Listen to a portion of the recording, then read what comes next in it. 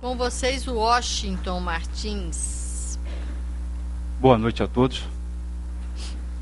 Agradecer a Deus pela oportunidade de aqui estarmos e podermos cada vez mais utilizar as nossas capacidades de compreensão e entendimento para entender melhor o mundo e a gente a cada dia. E hoje o nosso tema é um tema bastante interessante e nós temos que entender cada vez mais essa complexidade que é a nossa existência. E mais do que isso, a nossa pré-existência nesse nível de evolução. E no livro dos Espíritos, na parte terceira, tem essas questões que estão aqui alencadas. Em que se torna a alma após a morte? Essas perguntas Kardec fez aos Espíritos. A alma após a morte conserva a sua individualidade? Como a alma continua a ter sua individualidade, uma vez que não possui mais o corpo material? São questionamentos que Kardec fez lá atrás aos Espíritos sobre essa questão. E essa questão nos remete à questão da imortalidade da alma. Um tema tão interessante e, mais do que interessante, necessário à nossa compreensão desse tema, desse assunto, desse valor tão importante de nós termos na nossa consciência, em nossas convicções sobre essa oportunidade, essa imortalidade, que nada mais é do que de não ter fim, de não chegar a termo. Então, a imortalidade é não ter fim, não chegar a termo, ser uma coisa contínua e eterna. E nessas questões, nesses questionamentos que nós fazemos, nós, quando eu falo nós, a humanidade como um todo, todos sabemos que iremos morrer um dia. Sim, isso é inexorável. Todos nós sabemos que um dia esse corpo material será destruído, que as nossas capacidades fisiológicas irão, com o tempo, se exaurir. Se quando somos novos e nos arranhamos, nos machucamos, e rapidamente cicatriza uma ferida, um machucado, ou ficamos resfriados e rapidamente nós conseguimos restabelecer, ao longo da nossa existência, das mais variadas faixas etárias, à medida que vamos ficando mais idosos, automaticamente fica mais difícil o corpo se regenerar, se recondicionar por uma situação de debilidade. E com o passar dos anos, chegará a termo. Esse princípio, a fisiologia, irá se esvair, acabar, e o corpo irá deixar de funcionar por inteiro. Mas como pensar nisso? Uma vida toda vivendo, absorvendo conhecimentos, experiência, desenvolvendo capacidades artísticas, tendo relações, tendo responsabilidades em lidar com vários assuntos, vários temas e conhecimentos utilizados e praticados no meio material, desenvolvendo a matéria, tudo isso. Como fica isso? E o entendimento, a compreensão da ética, da moral, dos princípios, das virtudes, isso tudo vai se esvair, vai se acabar também junto com esse corpo físico, deixando de não mais existindo. E as nossas expectativas no nosso dia a dia, a nossa lida diária, o nosso trabalho, o nosso acordar, o nosso ir trabalhar, estudar, as nossas relações, o nosso afeto, o nosso carinho pelo ente querido, o nosso afeto, um sentimento no amor para com o outro. Tudo isso irá se acabar, não teria sentido, não teria uma lógica racional. Por que tanto compromisso, respeito, sinceridade, trabalho, humildade, tudo isso, numa única existência? Não seria melhor aproveitar tudo de uma vez só? Aproveitar que uma vida é uma só, que só tem essa existência, e absorver todo o conhecimento, mas já sabendo que é só uma existência? Fica algo meio ilógico. Ao mesmo tempo nós vimos onde está a expectativa, onde está a providência divina, onde está o Criador, onde está a lógica que existe na natureza, onde tudo se transforma. Nada se perde, e conosco nós iríamos nos perder o conhecimento, as experiências, as relações afetivas, a noção do certo e do errado, o aprimoramento que obtivemos na nossa vida diária, no grupo em que vivemos. Então observamos e pensamos nisso tudo. Mas essa ideia da imortalidade, da alma, acompanha a humanidade há milênios. Não é de agora que começamos nós a pensar sobre isso, mas isso há milênios já começou a ser pensado. Nos povos primitivos já havia algumas marcas rupestres em cavernas e montanhas, já mostrando, desenhando já o interesse por os seres primitivos, não seres selvagens, mas os seres primitivos, essa ideia da vida. Tanto é que muitos eram enterrados com todo o carinho, com todo o respeito, com seus utensílios, com as suas armas, suas ferramentas, tudo aquilo que ele tinha relação, enterrado junto com aquilo ali, tendo um sentimento e um respeito por aquele espaço onde era enterrado aquele corpo, achando-se que aquele indivíduo ali iria em algum momento utilizar todo aquele aparato que até então ele utilizava. E nós observamos na literatura espírita, Ernesto Bozano, professor, que ele fez pesquisas, né? E nisso se viu com seres primitivos lá na Indonésia, um vasto material ali, eles dando a dica que acreditavam na existência, sobrevivência da alma, que ao corpo deixar de funcionar, a alma continuaria a existindo. Isso via nas gravuras, nos desenhos, na arte, um fator histórico, já demonstrando lá atrás, naquele período primitivo, essa ideia. No Antigo Egito também nós temos a questão das múmias, né? Que ficava toda ela ali empacotada, enrolada naquele aparato ali, para manter aquela parte física ali composta ali, e ia todos os seus bens, tudo aquilo, sua riqueza, até seus servos também iam junto, aguardando o quê? Uma existência, uma outra utilidade, uma outra vida, mas utilizando todos aqueles recursos.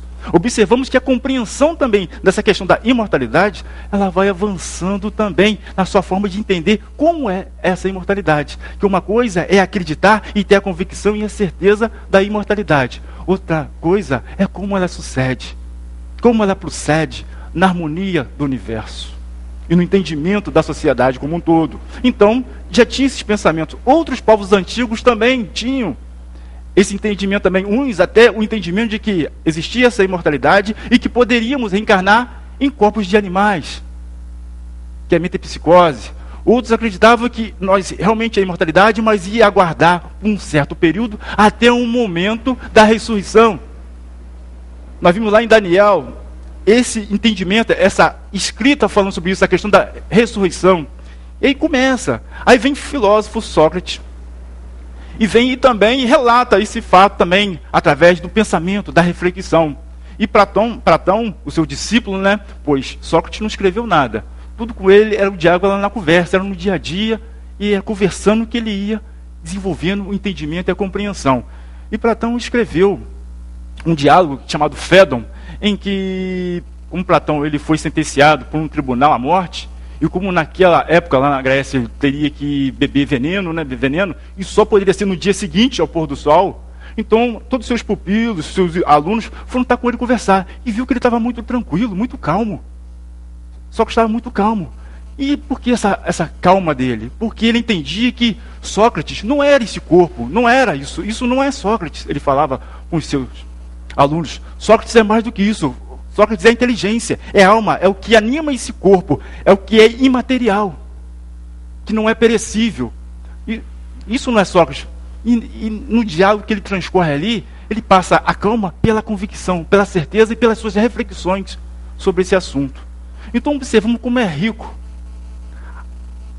nós, a humanidade, a nossa capacidade de pensar e de entender o mundo e de refletir e saber entender que nós existimos, e se existimos para quê, por quê, quando, aonde e de que forma podemos existir cada vez mais e melhor.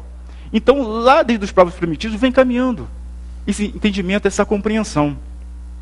E isso é interessante porque, ao adentrarmos, ao chegar à doutrina espírita, aí começa a desenvolver toda essa complexidade, ao mesmo tempo a simplicidade, de como se dá essa imortalidade. Essa imortalidade da alma, que não é uma imortalidade somente que nós continuaremos a existir. Mas como iremos existir? De que forma iremos atuar na vida, na existência, seja no campo extrafísico, ou seja no mundo terreno, encarnado nas encarnações. E Gabriel Delany, outro também, pesquisador também, lá do período de Kardec, mas ainda ele é criança, pequeno ainda, quando Kardec foi aqui, saiu o Livro dos Espíritos em 1857, ele é garoto ainda, mas só que a mãe dele, o pai dele, vivia com Kardec, tinha relação, a mãe dele era médium, então ele, desde pequeno, vivia no meio desses fenômenos, dessas situações, e ele cresceu, se formou, e veio depois a pesquisar sobre esses fenômenos todos. E aqui vamos ter uma noção disso. Espíritos cruzam o véu da morte e vêm escrever mensagens com a letra que possuíam, contar fatos que só seus íntimos conheciam, fazer previsões que logo se realizam. Vejamos aí a psicografia, né? As comunicações psicográficas aí, que nós hoje temos isso aí vasto material sobre isso. Materializados, deixam se fotografar, moldam braços e mãos perfeitos. Na parafina líquida, transportam objetos de longe para dentro de salas e caixas fechadas, materializam-se na hora do desencarne e vão ver seus familiares, abrindo portas, tocando campainhas, fazendo-se visíveis e audíveis a ponto de serem tomados de vivos. Vemos aí a questão da materialização do espírito. Vemos aí a capacidade de ele moldar formas e coisas e ser fotografada. E quando fotografa, essa imagem, essa transparência, ela passa a ser real. Ela fotografa um ponto. Então sai do campo da ilusão daqueles que estavam ali naquele momento. Sai do campo da imaginação, da alucinação. Pois ali está fotografado, está taxado ali, ó, que houve aquele fato, houve aquela situação de real. Apesar de não conhecermos o princípio de como aconteceu aquele processo de materialização, mas houve aquele processo e aquela pessoa se comunicou. Aquela pessoa que a gente vivia e existia no mundo material encarnado, agora, depois de fazer o passamento, ao adentrar o mundo, ao retornar ao mundo dos espíritos, comunica-se.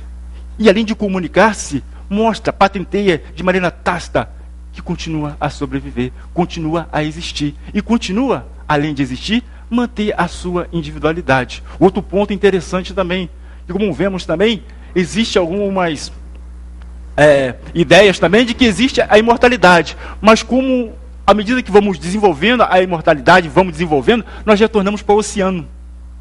Como uma gota, voltamos ao oceano. E voltando ao oceano, nós perdemos a nossa parte, a nossa individualidade. Nós não sabemos mais quem somos nós e o que está ao nosso redor. Como se fosse o panteísmo, retornando para a luz. Uma centelha que vem, encarna e depois retorna para o todo. Então perdemos a nossa individualidade, o nosso mérito, as nossas conquistas, os nossos avanços.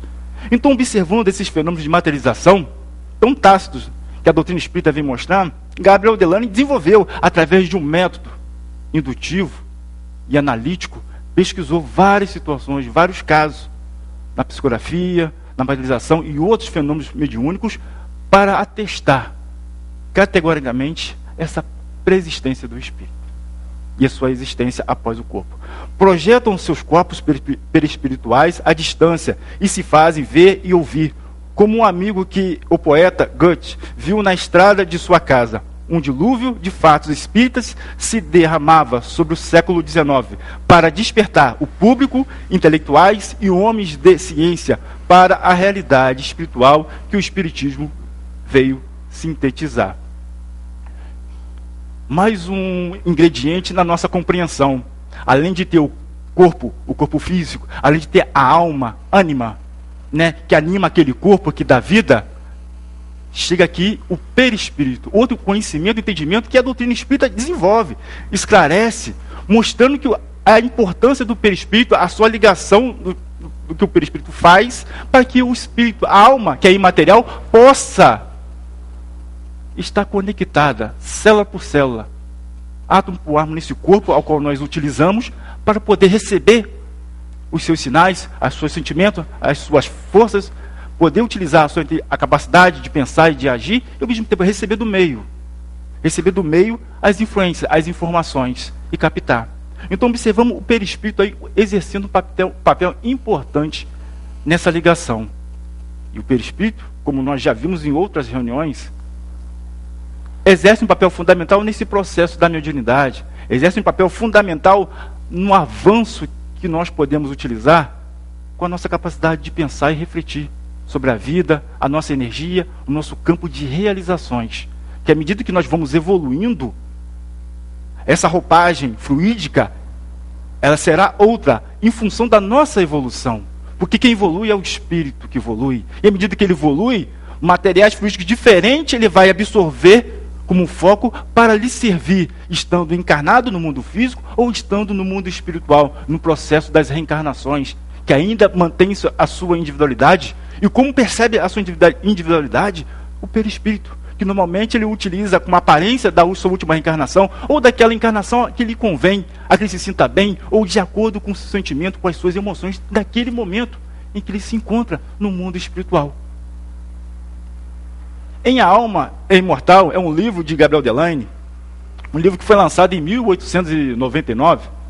O sábio Gabriel Delany, um dos vultos exponenciais do espiritismo nascente, relata esses casos extraordinários, analisa-os com raciocínio científico e conclui: É a verdade se mostrando na sua esplêndida evidência. Sim, nós temos uma alma imortal e as vidas sucessivas vão, em realidade, e as vidas sucessivas são uma realidade incontestável. E tudo isso não é espetáculo, especulação filosófica. São fatos reproduzidos às centenas e milhares, com todo o rigoroso cientista e pesquisadores, com todo o rigor que os cientistas e pesquisadores utilizam, os métodos. Então observamos como a ciência espírita, dessa forma indutiva e analítica, analisa, verifica essa constância, essa realidade e patenteia de forma grande, mais profunda, esse entendimento nosso da imortalidade, como ela se dá, como ela se baseia e qual é a sua profundidade na nossa existência, na nossa vida.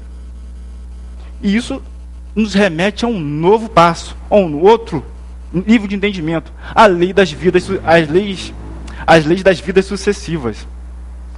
A lei das vidas sucessivas explica o princípio da imortalidade, pois não teria lógica que o espírito, que é destinado à perfeição, pudesse progredir em uma só existência do corpo físico. Olha, chegamos aí a um ponto, a um caminho. Uma existência só é impossível nós evoluirmos, avançarmos, compreendermos, desenvolvermos a nossa capacidade de amar, de sentir, de fazer o bem, de acumular conhecimento e informações. Numa sua existência seria muito. E aqueles que nascem, mal nascem, já vêm a falecer, vêm a desencarnar, não tendo tempo de fazer o certo nem de fazer o errado. Que injustiça seria essa? Onde está a injustiça? Onde estão as desigualdades sociais que nós vemos nesse mundo todo, em todo o orbe, numa só existência? Uns são privilegiados e outros não? Ora, como assim? Que justiça é essa? Que harmonia universal é essa? Como vemos na natureza, com tudo se encadeia, nada se perde, tudo se transforma, e conosco, logo nós, seres pensantes, espíritos imortais, com capacidade de perceber, de entender, de saber a sua individualidade, ter pensamento e conceber que existe uma criação, entender que existe um sistema, uma organização no universo, logo nós temos uma só oportunidade. São fatos para nós refletirmos e analisarmos não só as nossas convicções, mas a forma como nós vamos permeando as nossas existências, ou a nossa existência aqui e agora, da maneira fechada, restrita. É uma só? Vou aproveitar o máximo? Não, não é aproveitar o máximo. É aproveitar o máximo nas realizações, mas tendo consciência da nossa imortalidade, da nossa oportunidade. Então as leis das vidas sucessivas já vem a reencarnação. Outro entendimento e compreensão, outro princípio básico da doutrina espírita.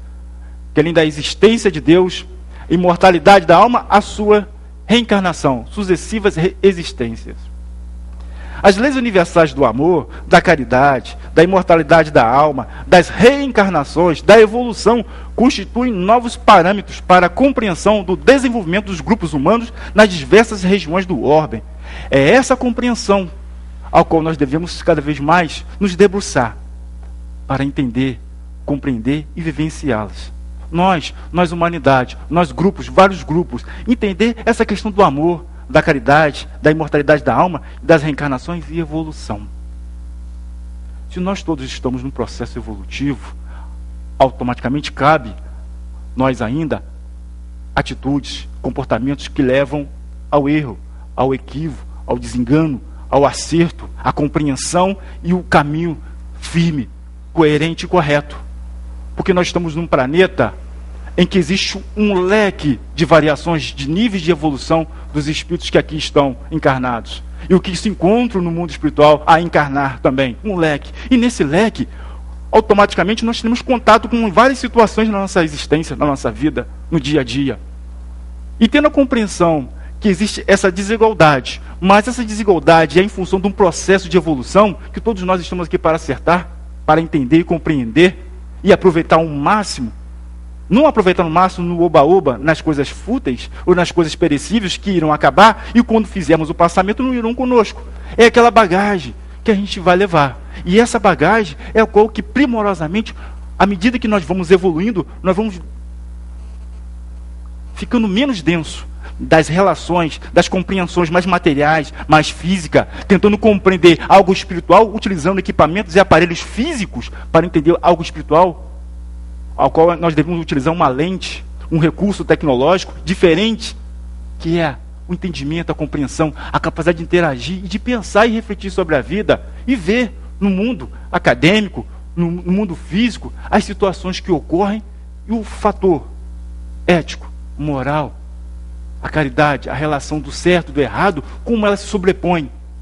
Que por mais que façamos algo, por mais que tentamos camuflar alguma coisa por debaixo do tapete, ou omitir alguma coisa que é fato e tem que ser falado logo, não falamos, chega uma hora e esse iceberg sobe. Ele sobe e se mostra. Nós não vemos isso no dia a dia, na nossa existência, ao longo das existências da humanidade. Então vemos que existe uma regra geral, uma harmonia geral, que tudo leva para a evolução, para o entendimento, para a compreensão, para a perfeição. E a perfeição é na verdade. E à medida que vamos avançando nessa compreensão da imortalidade da alma, e da evolução e do amor, nós vamos entendendo e tendo não só uma fé, só acreditando. Eu acredito porque fulano disse, eu acredito porque eu acho que é assim, pela uma fé religiosa. Não, mas pelo entendimento, pela reflexão. Utilizando a filosofia, utilizando a ciência, mas mais do que tudo, nos esclarecendo. Porque não adianta termos equipamentos tecnológicos de última geração, prontinho para solucionar nossos problemas, se nós não pegamos o manual e lê-lo, e depois testar, treinar, aprimorar a nossa forma de interagir com ele. É assim também a nossa compreensão de entender esse corpo físico que nós habitamos, entender que nós não somos o corpo físico, mas que ele é necessário para o nosso aprimoramento. E nós não somos o corpo físico, nós estamos inseridos no corpo físico. E olha, interessante, nós estamos inseridos nele, mas não estamos inseridos como uma garrafa de refrigerante que está o líquido dentro e a tampa fechada. Não. Quando o corpo está em repouso, se refazendo, o espírito não está dormindo junto com o corpo. Ele se desprende. Ele fica livre, temporariamente, agregado a esse corpo. Então observamos que nós não estamos ligados e tampados nesse corpo como uma caixa fechada hermeticamente. Não. Nós estamos ligados ao mundo espiritual. Pelos nossos sonhos.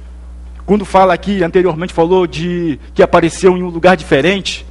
Fulano aparecia em um lugar diferente, havia corporeidade, a capacidade de aparecer num lugar e em outro ao mesmo tempo, nesse processo. Então vemos como é a alma, a sua capacidade de interagir. E nessas leis universais do amor, é isso que nós vamos trabalhando e entendendo cada vez mais. E isso, para entender isso, entender o amor, olha só o amor, algo tão complicado, uma vida só, quanto? 10 anos? 6 meses? 100 anos? 200 anos? Não sei, depende de cada um de nós. Mas sabemos que além do amor, existem outros valores importantes que devemos nos aprimorar.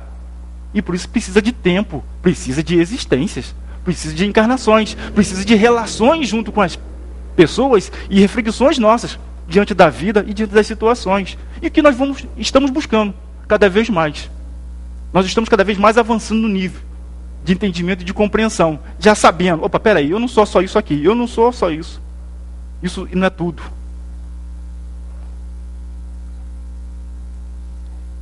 E retornando aqui às questões que lá no início eu falei, do qual podemos, ao chegar em casa durante a semana, ir lá no Livro dos Espíritos e ver essas questões que Kardec fez e respondê-las, nós já temos a condição de responder essas 3 questões. Só nessas reflexões que nós fizemos nesses poucos minutos, sobre a imortalidade da alma, as vidas sucessivas, né? Esse fluido semimaterial que reveste o corpo e reveste a alma, né? E que ajuda no encadeamento, na conexão da alma com o corpo físico, para poder agir no corpo físico e para também agir no mundo espiritual e ter explícita a sua individualidade ali. Então já podemos já entender e interpretar essas situações. E não só porque a doutrina espírita falou, não só porque Kardec estudou, mas vários pesquisadores estudaram isso e relataram isso. Mais do que isso, a humanidade lá desde trás, desde a primitiva, também já pensava, refletia sobre isso aí, já pensava sobre isso. E hoje, em 2017, estamos aqui estudando essa informação, coisa que há 4.000 anos antes de Cristo, há 12.000 anos de Cristo, já começava já isso a fervilhar. Só que nós estamos aqui estudando e refletindo sobre isso, mas refletindo a imortalidade com um passo à frente, entendendo a pluralidade das existências, as encarnações, entendendo que nós evoluímos.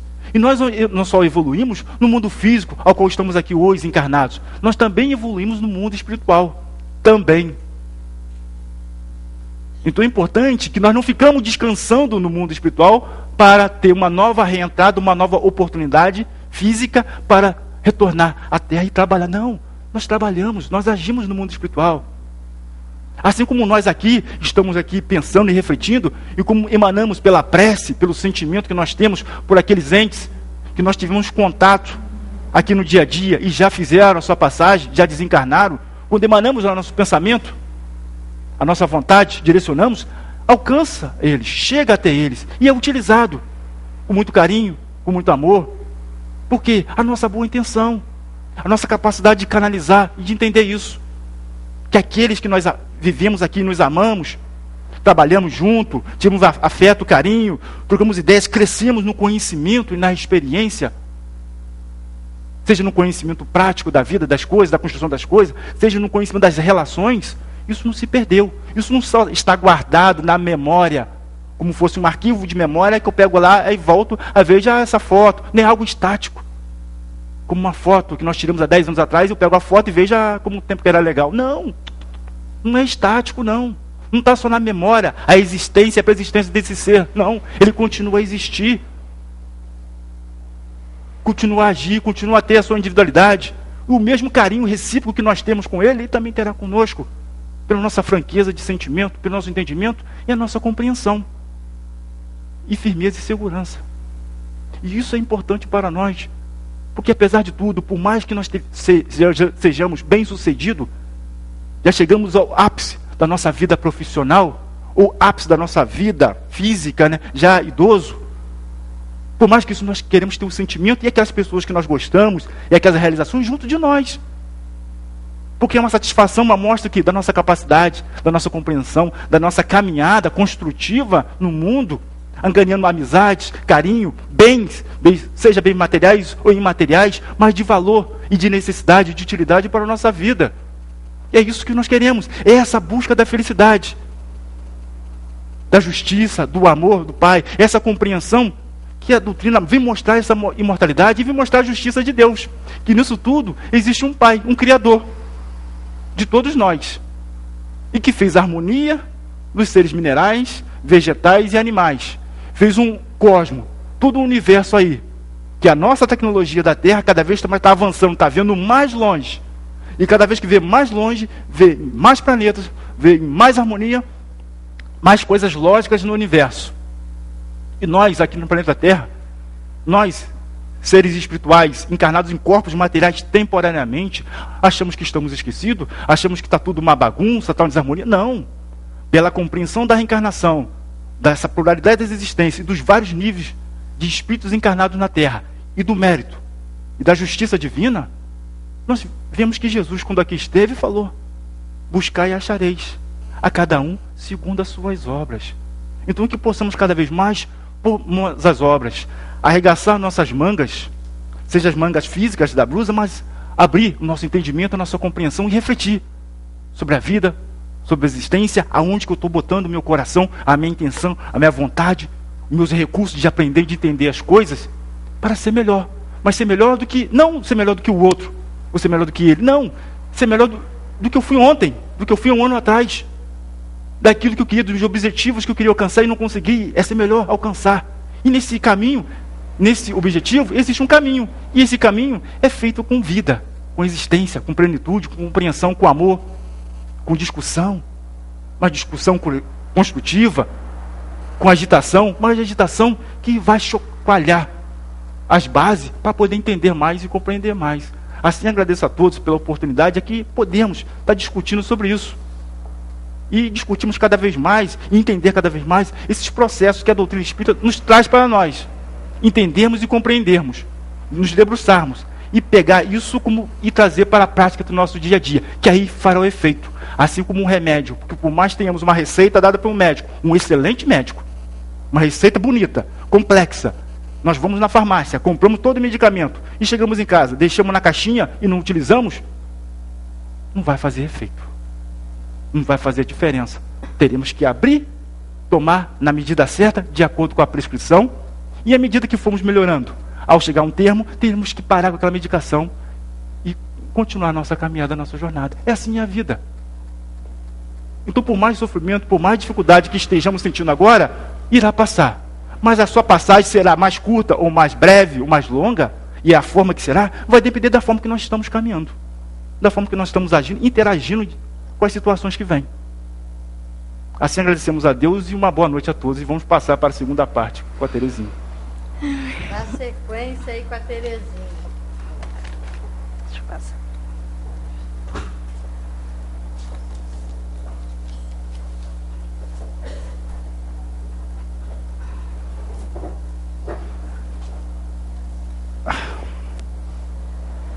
Boa noite a todos, né? Mais uma oportunidade aí para a gente estudar. E hoje eu escolhi falar de um tema. Todos os temas são muito propícios e muito bem-vindos, né? Mas esse daqui é um tema que tem assim mexido muito comigo ultimamente, principalmente nos 2 últimos anos para cá. Isso aqui tem me incomodado bastante. Não que não tenha incomodado em outros momentos. Trata-se da lei de sociedade.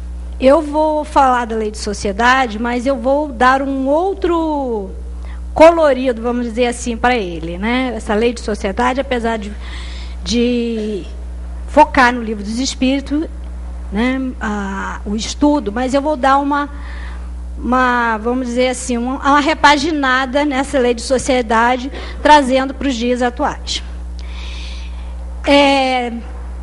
Esse trecho eu encontrei na internet, mas tem várias autorias, então eu prefiro dizer que é apócrifo, porque uns atribuem ao Papa, outros atribuem a Chico Xavier, enfim, tem muitos autores para ele, então eu prefiro atribuí-lo como apócrifo, porque eu não tenho uma autoria definida. Nada na natureza vive para si mesmo. Os rios não bebem sua própria água. As árvores não comem seus próprios frutos. O sol não brilha para si mesmo. E as flores não espalham sua fragrância para si. Viver para os outros é uma regra da natureza. Todos nós nascemos para ajudar uns aos outros. Bom, e aí qual esse enfoque, né? A necessidade da vida social. Mestre, como deveríamos tratar os outros? E aí o mestre responde: não existem outros. Porque não existe mesmo, somos todos nós mesmos, né? Porque a gente só é feliz quando os nossos semelhantes são felizes. Não adianta pensarmos egoisticamente, né, que tudo está resolvido porque resolvemos os nossos problemas. Os nossos problemas só serão resolvidos quando o problema de todos estiverem resolvidos, né? E aí, pensamos assim, mas como que vai pensar essa lei de sociedade de forma diferente? Não é de forma diferente, é trazer para a atualidade, né? Questões que vão, assim, aos poucos, nos incomodando, né? Vai nos, como é que fala? Como se fosse nos espetando e fazendo com que a gente saísse da nossa zona de conforto, pelo menos em termos de pensamento, né? Porque muitas vezes a gente não consegue colocar em ação aquilo que a gente pensa. E por N razões, por uma série de razões a gente não consegue, né? Então, dentro dessa lei de sociedade, eu busquei, assim, estudar e falar um pouco sobre a invisibilidade social,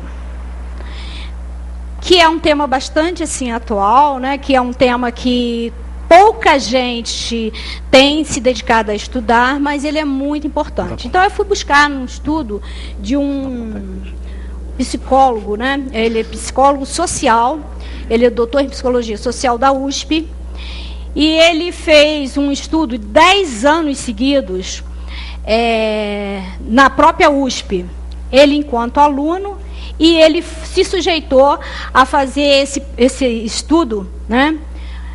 Sendo ele o elemento de experiência para o caso, né? Que ele iria fazer um estudo social a respeito dessa invisibilidade social. E ele passou 10 anos dentro da USP fazendo esse estudo. Ele começou fazendo iniciação científica, depois ele fez mestrado e depois ele tornou-se doutor em psicologia social. E durante 10 anos ele teve uma vida dupla dentro da USP. Ele era reconhecido no meio acadêmico por todos, professores, colegas, enfim, como a vida acadêmica funciona. Mas em 10 anos ele passava 2 dias por semana, nesses 10 anos, ele se vestia de gari e ia se juntar aos garis verdadeiros, né, que eram funcionários da faculdade, e se desempenhava essa função por um período do dia, 2 dias na semana. E em 10 anos ele nunca foi reconhecido por nenhum dos seus colegas, por nenhum dos seus mestres, por ninguém. E aí depois isso daí vai dar origem a um livro que é muito interessante sobre homens invisíveis, né? E o estudo me chamou muita atenção, porque às vezes a gente pensa da invisibilidade só do mendigo, só daquele que está como não morador de rua, porque não existe, a rua não é morada de ninguém, né? Ele é uma pessoa que está em situação de rua. E a gente pensa só nessa invisibilidade, que é grave, é séria, que a gente muitas vezes passa, não vê o mendigo todos os dias, né? No mesmo local, e a gente não sabe, às vezes, nem se ele é homem, se é mulher, não sabe o nome, não conhece, não tem, é uma pessoa sem identidade. É o que nós chamamos de apagamento social. O ser não existe, né? Ele é como se fosse um objeto, é coisificado, como a gente costuma dizer. E o interessante nesse estudo, que ele tinha um colega que morava próximo na rua dele, né, na mesma rua, e que 2 dias antes, e que conhecia e dizia até pelo nome, chamavam pelo nome, né?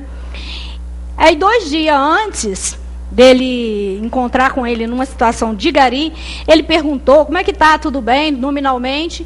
2 dias após, ele encontrou a mesma pessoa no ambiente universitário, ele já vestido de gari. A pessoa não só não reconheceu, como também não cumprimentou. Então, ele faz esse estudo e é muito interessante isso, a gente pensar como nós, né, não temos um olhar para o outro, né? Nós pensamos, às vezes, só, como eu disse, nesses seres que estão assim à margem da sociedade, à margem no sentido de que estão esquecidos, estão excluídos do processo. Mas ele fala muito mais ainda que isso. Ele fala esse apagamento social de um ser que está prestando serviço e é útil à sociedade. Como todos nós temos as utilidades, né? Então ele fala dessas profissões que são invisíveis. E essas pessoas, muitas, entram em depressão, têm problemas sérios, né? Em decorrência desse apagamento, dessa não vida social, dessa invisibilidade, e que principalmente o uniforme, aí ele coloca, que acaba tornando todos iguais, essa uniformidade acaba apagando as pessoas, e em geral a gente não conhece os nossos prestadores de serviço, como carteiro, como lixeiro, como gari, e ele faz um estudo muito bonito sobre isso e é muito interessante. E eu achei isso muito legal de colocar em relação à lei de sociedade, porque ela fala exatamente dessa questão que nós temos necessidade de nos relacionar com o outro. E aí vem a questão 766 do Livro dos Espíritos, né, do capítulo referente à lei de sociedade, é o capítulo 7 do 3º livro sobre as leis morais, que fala: a vida social é natural? Aí eles respondem, certamente, os espíritos respondem a Kardec: Deus fez o homem para viver em sociedade. Deus não deu inutilmente ao homem a palavra e todas as outras faculdades necessárias à vida de relação. Ou seja, não é inútil, né, a nossa faculdade de pensar, de se expressar, de produzir, de criar, de agir e interagir no mundo, se não for com a condição de compartilhar, de viver em sociedade. Porque nós não somos completos. Nós temos algumas qualidades, nós temos muitos defeitos, nós temos algumas habilidades e muitas dificuldades, e, portanto, nós precisamos de trocas, nós precisamos de oferecer o que temos e receber aquilo que nos falta, né? Então, a vida social, ela não somente é natural, como ela é primordial, ela é essencial. O homem, quando ele vive sozinho, ele se embrutece, né? O homem, quando eu digo aqui, a humanidade. A questão 767 diz: o isolamento absoluto é contrário à lei natural?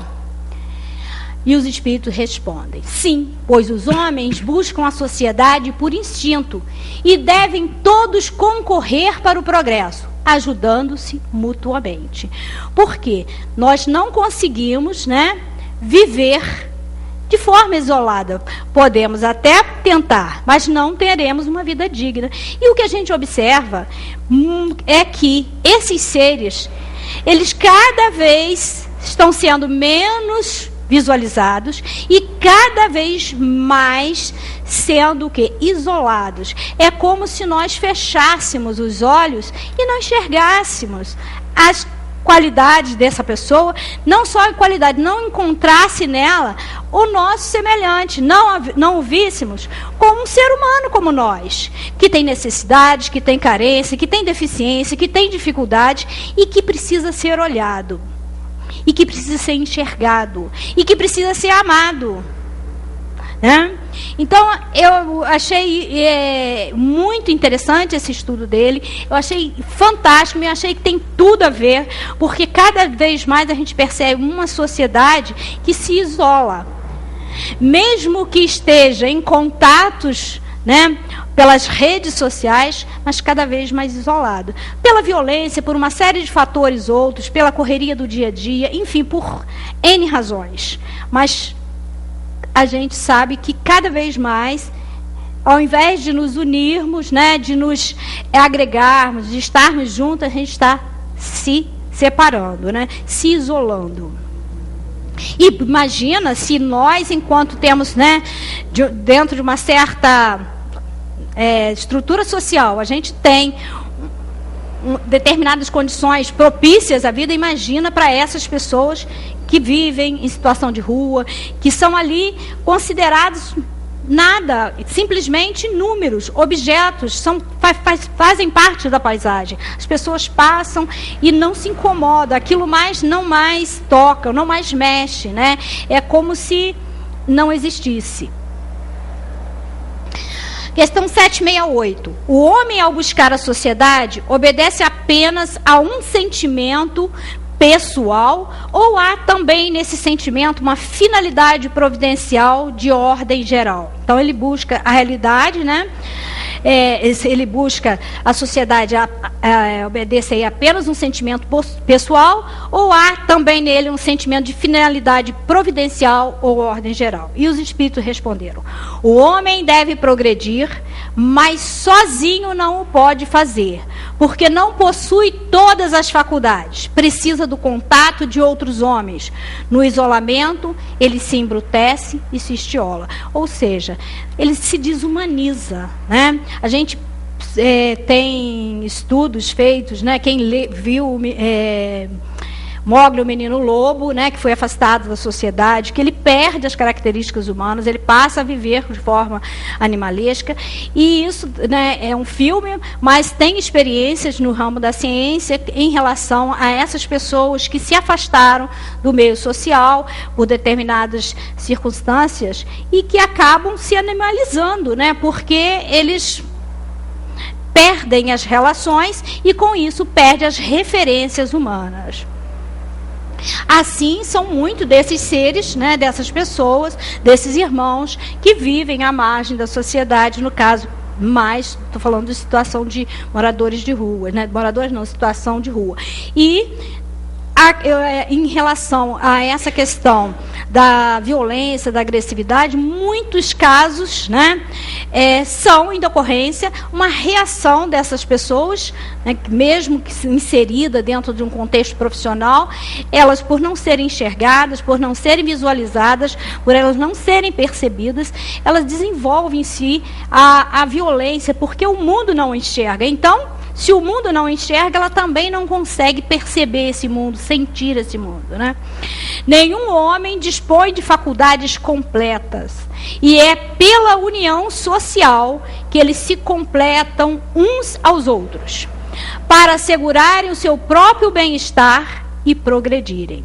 Eis porque, tendo necessidades um dos outros, são feitos para viver em sociedades e não isolados. Então, o isolamento social só nos embrutece, só nos animaliza, só nos aproxima mais da primitividade do que da divindade, né? Então, a gente tem que entender que a felicidade, ela repartida com o próximo, dura para sempre.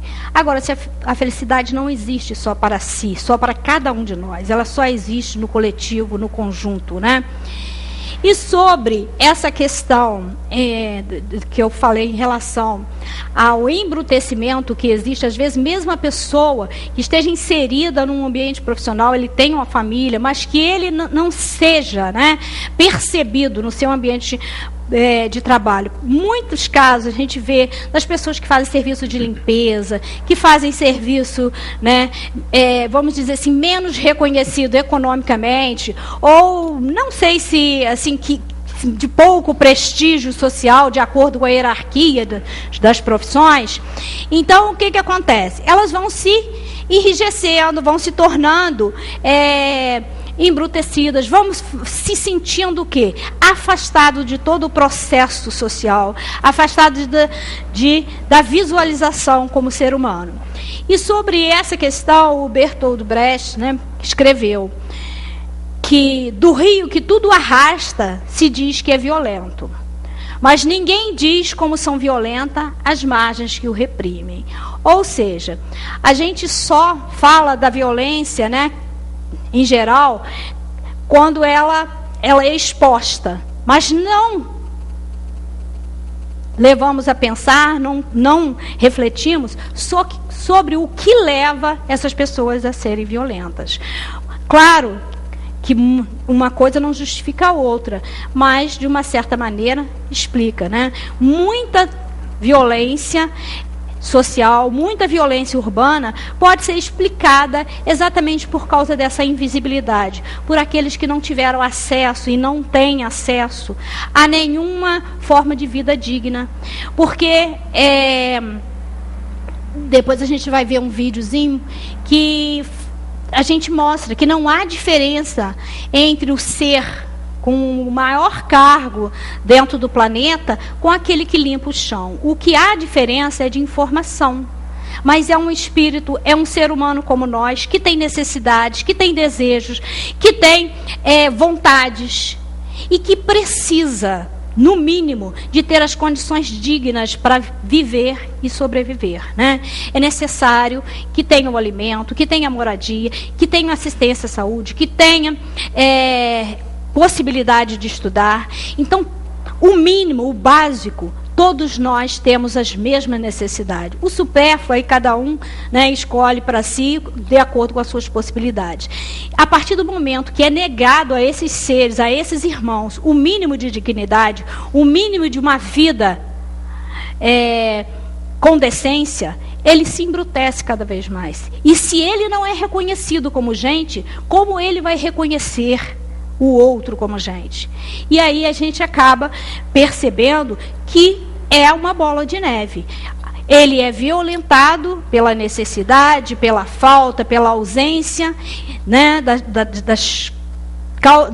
do mínimo para sobreviver. Em consequência disso, ele vai extrapolar essa violência que lhe é causada ao outro, né? E aí, sobre, né, essa questão, em relação a essa necessidade de que a gente tenha vida social,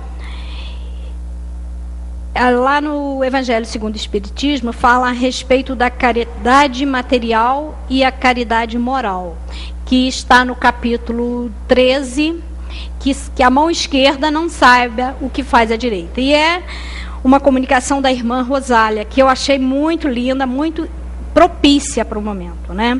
Porque a gente, em geral, fala, eu não posso fazer caridade, eu estou numa situação tão difícil, eu estou sem receber, eu estou isso, eu estou sem aquilo, né? Eu não tenho condições financeiras. E ela, nessa comunicação, ela vai fazer uma distinção muito grande entre a caridade material e a caridade moral, que é essa que muitas vezes nos falta, né, com essas pessoas.